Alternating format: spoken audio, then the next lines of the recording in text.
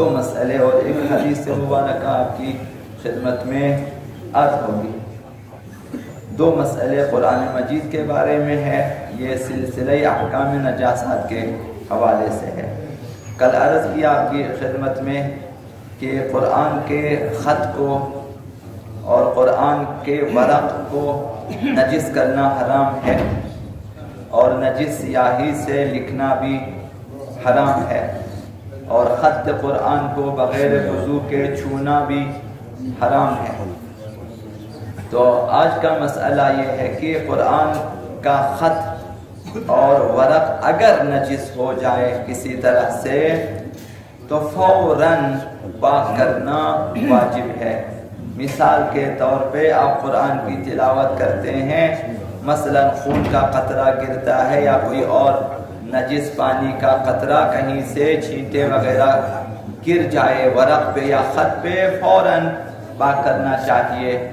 اسی وقت انسان کو اٹھ کر جانا چاہیے کہ اس صفحے کو، اس خط کو، اس ورق کو پاک کرے۔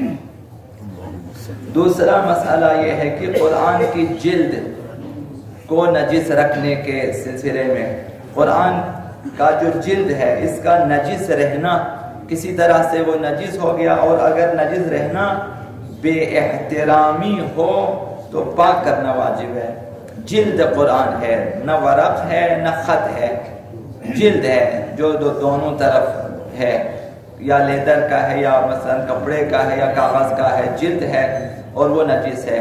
ابھی اگر آپ مجھ سے پوچھتے ہیں مثلا چونکہ عرفی مسئلہ ہے تو میں سمجھتا ہوں بے احترامی ہے تو فوراً اسے پاک کرنا واجب ہے۔ ابھی آپ بھی یہی سمجھتے ہیں کہ قرآن کا جلد اگر نجس ہو جو قرآن کی بے احترامی ہے، تو جب عرف میں، معاشرے میں یا آپ خود اسے بے احترامی سمجھتے ہیں تو پھر پاک کرنا واجب ہے۔ تو جلد قرآن نجس ہو جائے فوراً پاک کریں، ورق نجس ہو جائے فوراً پاک کریں، واجب ہے۔ خط قرآن اگر نجس ہو جائے فوراً پاک کرنا واجب ہے۔ تو احترام قرآن کے سلسلے میں ہے یہ حدیث مبارکہ، صرف ترجمہ وہ بھی خلاصہ آپ کی خدمت میں عرض کروں گا۔ حضرت آقا امام جعفر الصادق علیہ السلام ان کی روایت ہے اور الکافی میں یہ روایت موجود ہے، باب قرآن میں دوسری جلد میں، اور آپ جا کر دیکھ سکتے ہیں اور پڑھ سکتے ہیں۔ چھٹے امام نے ارشاد فرمایا کہ جب قیامت کا دن ہوگا خداوند متعال اولین و آخرین کو جامع فرمائے گا، یعنی میدان محشر ہے، سب محشور ہو کر جمع ہو چکے ہیں قیامت کے دن اس میدان میں۔ اس وقت دیکھے گا، لوگ دیکھیں گے کہ ایک زیبا ترین ہستی، ایک شخصیت زیبا میدان محشر میں وارد ہو جاتی ہے۔ ایک ہستی بہت ہی زیبا میدان محشر میں وارد ہو جاتی ہے۔ اس قدر وہ ہستی اور وہ شخصیت زیبا ہوگی کہ اس کی مانند دیکھی نہ گئی ہوگی۔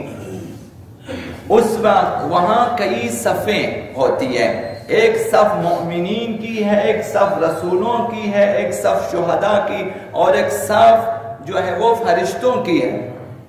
مؤمنین کی صف سے وہ ہستی گزرے گی تو مؤمنین پہچانیں گے اور کہیں گے کہ یہ ہم میں سے ہے اور دیکھو کس قدر زیبا ہے۔ اور جب شہداء کی صف سے وہ ہستی گزرے گی تو شہداء بھی یہی کہیں گے کہ یہ قرآن ہے، یہ قرآن ہے اور کس قدر زیبا ہے۔ اور جب رسولوں کی صف سے وہ ہستی گزرے گی تو انبیاء بھی کہیں گے کہ یہ قرآن ہے، یہ دیکھو کس قدر زیبا ہے، کس قدر خوبصورت اور کس قدر زیبا ہستی ہے۔ اور جب فرشتوں کی صف سے وہ ہستی گزرے گی تو فرشتے بھی یہی کہیں گے کہ دیکھو یہ قرآن ہے اور کس قدر یہ قرآن زیبا ہے۔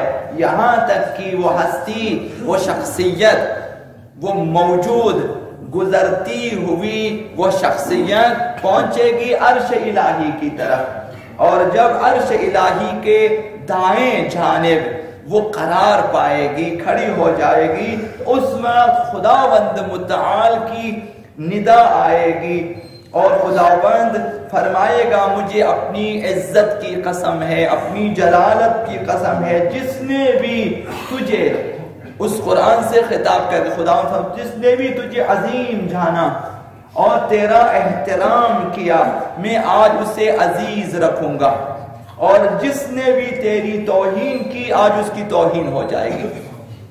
تو دنیا میں قرآن مجید کا احترام واجب ہے، تو ہم سب پر فرض ہے کہ اس کا احترام کریں، اور اس کا احترام محض طاقچوں پہ سجا کر رکھنا نہیں ہے۔ کل عرض کیا، اس کا احترام یہ ہے کہ اسے سیکھیں، اس کا احترام یہ ہے کہ اس کی تلاوت کریں، اس کا احترام یہ ہے کہ اسے سکھائیں، چونکہ قیامت کے دن اس سے زیباتر کوئی ہستی نظر نہیں آئے گی، اور سب کہیں گے کہ یہ ہم میں سے ہے، انبیاء کہیں گے ہم میں سے، مومنین کہیں گے ہم میں سے۔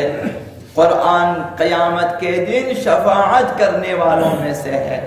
اگر آج ہم نے قرآن کو پس پش ڈال دیا یا عام حالات میں جو احترام ہونا چاہیے نہ کیا، تو عین ممکن ہے قیامت کے دن یہی قرآن ہماری شکایت کرے۔